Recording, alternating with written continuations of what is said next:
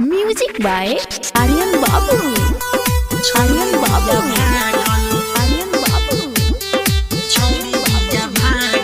DJ Abhishek केसरी। DJ Abhishek केसरी। जहिया से दिल तोड़ी छौड़ी बिया भागल। जहिया से दिल तोड़ी छौड़ी बिया भागल। सारी सारी रात हम रहतानी जागल। सारी सारी रात हम रहतानी जागल। जहिया से दिल तोड़ी छौड़ी बिया भागल। जहिया से दिल तोड़ी छौड़ी बिया भागल। छौड़ी बिया भागल। छौड़ी बिया भागल। छौड़ी बिया भागल। डीजे अभिषेक केसरी। डीजे अभिषेक केसरी।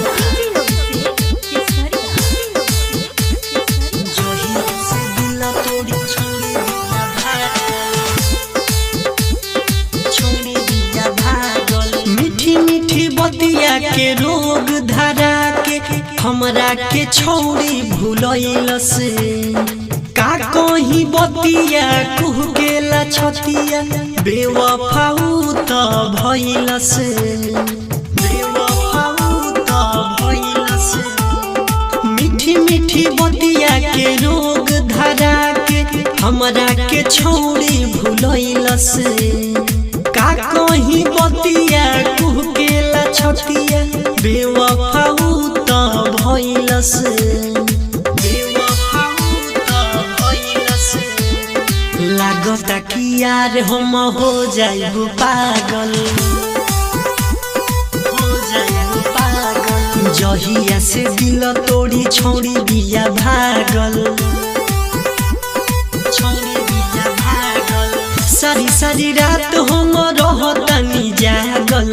सारी सारी रात हम रहतानी जागल। जहिया से दिल तोड़ी छौड़ी बिया भागल। हाय हाय जहिया से दिल तोड़ी छौड़ी बिया भागल। छौड़ी बिया भागल। छौड़ी बिया भागल। डीजे अभिषेक केसरी। डीजे अभिषेक केसरी।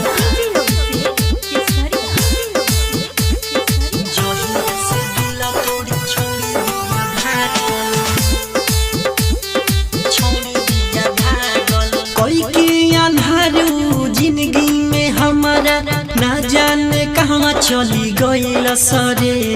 राइटर सूरज शरारती सोनू के संगे नानी कहू कइल सरे।